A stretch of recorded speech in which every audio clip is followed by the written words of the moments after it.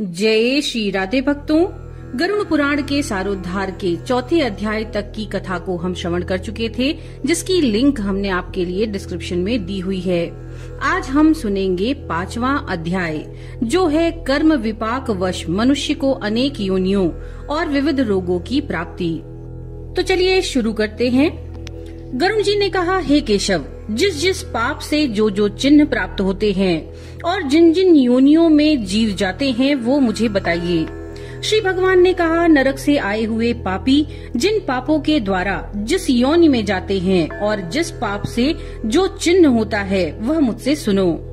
ब्रह्म हत्यारा 6 रोगी होता है, गाय की हत्या करने वाला मूर्ख और कुबड़ा होता है, कन्या की हत्या करने वाला कोढ़ी होता है और ये तीनों पापी चांडाल योनि को प्राप्त करते हैं। स्त्री की हत्या करने वाला तथा गर्भपात कराने वाला पुलिंद यानी भिल्ल होकर रोगी होता है।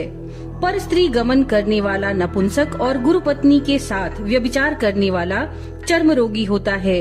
मांस का भोजन करने वाले का अंग अत्यंत लाल होता है। मद्यपान पीने वाले के दांत काले होते हैं। लालचवश अभक्ष्य भक्षण करने वाले ब्राह्मण को महोदर रोग होता है। जो दूसरे को दिए बिना मिष्ठान्न खाता है उसे गले में गंडमाला रोग होता है। श्राद्ध में अपवित्र अन्न देने वाला श्वेत कुष्ठी होता है। गर्व से गुरु का अपमान करने वाला मनुष्य मिर्गी का रोगी होता है। वेद शास्त्र की निंदा करने वाला निश्चित ही पांडु रोगी होता है। झूठी गवाही देने वाला गूंगा, पंक्ति भेद करने वाला काना, विवाह में विघ्न करने वाला व्यक्ति, ओष्ठ रहित और पुस्तक चुराने वाला जन्मांध होता है। गाय और ब्राह्मण को पैर से मारने वाला लूला लंगड़ा होता है। झूठ बोलने वाला हकलाकर बोलता है तथा झूठी बात सुनने वाला बहरा होता है। विष देने वाला मूर्ख और उन्मत्त तथा आग लगाने वाला गंजा होता है। मांस बेचने वाला अभागा और दूसरे का मांस खाने वाला रोगी होता है। रत्नों का अपहरण करने वाला हीन जाति में उत्पन्न होता है। सोना चुराने वाला नख रोगी और अन्य धातुओं को चुराने वाला निर्धन होता है। अन्न चुराने वाला चूहा, धान चुराने वाला टिड्डी होता है। जल की चोरी करने वाला चातक और विष का व्यवहार करने वाला वृश्चिक यानी बिच्छू होता है। शाक पात चुराने वाला मयूर होता है। शुभ गंध वाली वस्तुओं को चुराने वाला छुछुंदरी होता है। मधु चुराने वाला डांस, मांस चुराने वाला गिद्ध, नमक चुराने वाला चींटी होता है। तांबूल, फल तथा पुष्प आदि की चोरी करने वाला वन में बंदर होता है। जूता, घास तथा कपास को चुराने वाला भेड़ योनि में उत्पन्न होता है। जो रौद्र कर्मों यानी क्रूर कर्मों से आजीविका चलाने वाला है, मार्ग में यात्रियों को लूटता है और आखेट का व्यसन रखने वाला है, वह कसाई के घर का बकरा होता है। विष पीकर मरने वाला पर्वत पर काला नाग होता है। जिसका स्वभाव अमर्यादित है वह निर्जन वन में हाथी होता है।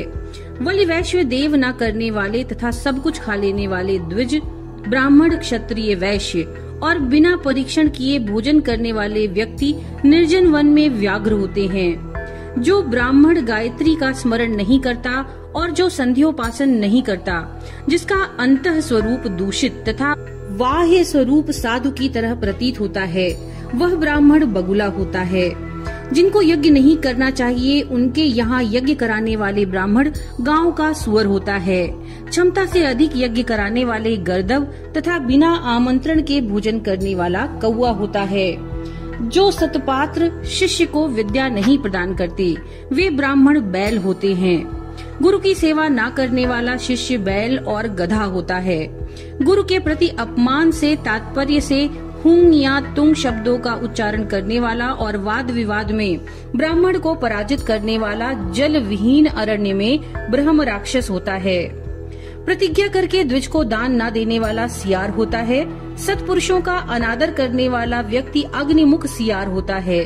मित्र से द्रोह करने वाला पर्वत का गिद्ध होता है और क्रय में धोखा देने वाला उल्लू होता है। वर्णाश्रम की निंदा करने वाला वन में कपोत होता है। आशा को तोड़ने वाला और स्नेह को नष्ट करने वाला, द्वेष वश स्त्री का परित्याग कर देने वाला बहुत काल तक चकोर होता है। माता पिता गुरु से द्वेष करने वाला तथा बहन और भाई से शत्रुता करने वाला हजारों जन्मों तक गर्भ में या योनि में नष्ट होता रहता है। सास ससुर को अपशब्द कहने वाली स्त्री तथा नित्य कलह करने वाली स्त्री जलौका यानी जलजोक होती हैं और पत्नी की भत्सना करने वाली नारी जू होती हैं।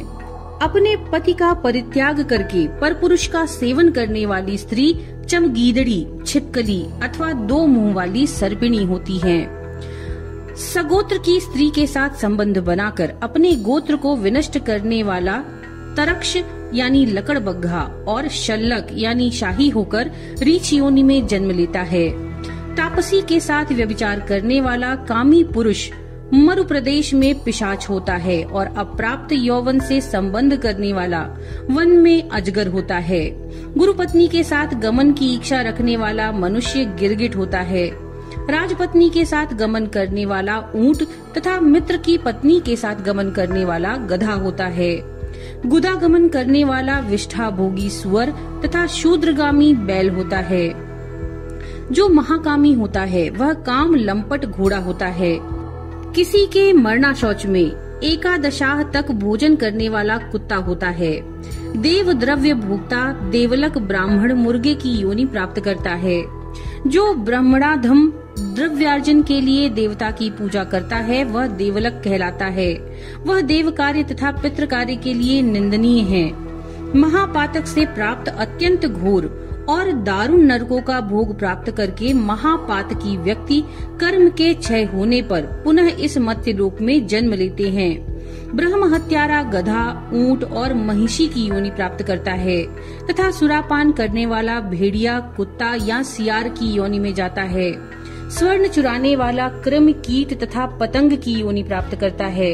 गुरु पत्नी के साथ गमन करने वाला क्रमशः तृण, गुल्म या लता होता है। पर स्त्री का हरण करने वाला, धरोहर का हरण करने वाला, ब्राह्मण के धन का अपहरण करने वाला ब्रह्म राक्षस होता है। ब्राह्मण का धन कपट स्नेह से खाने वाला 7 पीढ़ियों तक अपने कुल का विनाश करता है और बलात्कार तथा चोरी के द्वारा खाने पर जब तक चंद्रमा और तारकों की स्थिति होती है तब तक वह अपने कुल को जलाता है। लोहे और पत्थर के चूर्ण तथा विष को व्यक्ति पचा सकता है, पर तीनों लोकों में ऐसा कौन व्यक्ति है जो ब्रह्मस्व यानी ब्राह्मण के धन को पचा सकता है। ब्राह्मण के धन से पोषित की गई सेना तथा वाहन युद्ध काल में बालू से बने सेतु बांध के समान नष्ट भ्रष्ट हो जाते हैं। देव द्रव्य का उपभोग करने से अथवा ब्रह्मस्व का हरण करने से या ब्राह्मण का अतिक्रमण करने से कुल पतित हो जाते हैं। अपने आश्रित वेद शास्त्र परायण ब्राह्मण को छोड़कर अन्य ब्राह्मण को दान देना अतिक्रमण करना कहलाता है। वेद वेदांग के ज्ञान से रहित ब्राह्मण को छोड़ना अतिक्रमण नहीं कहलाता है, क्योंकि जलती हुई आग को छोड़कर भस्म में आहुति नहीं दी जाती। हे ताक्ष, ब्राह्मण का अतिक्रमण करने वाला व्यक्ति नरकों को भोग कर क्रमशः जन्मांध एवं दरिद्र होता है। वह कभी दाता नहीं बन सकता, अपितु याचक ही रहता है। अपने द्वारा दी हुई अथवा दूसरे द्वारा दी गई पृथ्वी को जो छीन लेता है वह 60,000 वर्षों तक विष्ठा का कीड़ा होता है। जो स्वयं कुछ देकर पुनः स्वयं ले भी लेता है वह पापी एक कल्प तक नरक में रहता है। जीविका अथवा भूमि का दान देकर यत्न पूर्वक उसकी रक्षा करनी चाहिए। जो रक्षा नहीं करता प्रत्युत उसे हर लेता है वह लंगड़ा कुत्ता होता है। ब्राह्मण को आजीविका देने वाला व्यक्ति 1 लाख गोदान का फल प्राप्त करता है और ब्राह्मण की वृत्ति का हरण करने वाला बंदर, कुत्ता या लंगूर होता है। हे खगेश्वर, प्राणियों के अपने कर्म के अनुसार लोक में पूर्वोक्त योनियां तथा शरीर पर चिन्ह देखने को मिलता है। इस प्रकार दुष्कर्म करने वाले जीव नारकीय यातनाओं को भोग कर अवशिष्ट पापों को भोगने के लिए इन पूर्वोक्त योनियों में जाते हैं। इसके बाद हजारों जन्मों तक पशु पक्षी का शरीर प्राप्त करके वे बोझा ढोने आदि कार्यों से दुख प्राप्त करते हैं। फिर पक्षी बनकर वर्षा, शीत और घाम से दुखी होते हैं। इसके बाद अंत में जब पुण्य और पाप बराबर हो जाते हैं तब मनुष्य की योनि मिलती है। स्त्री पुरुष के संबंध से वह गर्भ में उत्पन्न होकर क्रमशः गर्भ से लेकर मृत्यु तक के दुख प्राप्त करके पुनः मर जाता है। इसी प्रकार सभी प्राणियों का जन्म और विनाश होता है। ये जन्म मरण का चक्र चारों प्रकार की सृष्टि में चलता रहता है। मेरी माया से प्राणी घटी यंत्र की भांति ऊपर नीचे की योनियों में भ्रमण करते रहते हैं। कर्मपाश से बंधे रहकर कभी वे नरक में और कभी भूमि पर जन्म लेते हैं। दान न देने से प्राणी दरिद्र होता है, दरिद्र हो जाने पर फिर पाप करता है, पाप के प्रभाव से नरक में जाता है और नरक से लौटकर पुनः दरिद्र और पापी होता है। प्राणी के द्वारा किए गए शुभ और अशुभ कर्मों का फल भोग उसे अवश्य भोगना पड़ता है। कहीं सैकड़ों कल्पों के बीत जाने पर भी बिना भोग के कर्म फल का नाश नहीं होता। इस प्रकार गरुड़ पुराण के अंतर्गत सारोद्धार में पाप चिन्ह निरूपण नामक 5वां अध्याय पूरा हुआ। नमो नारायण।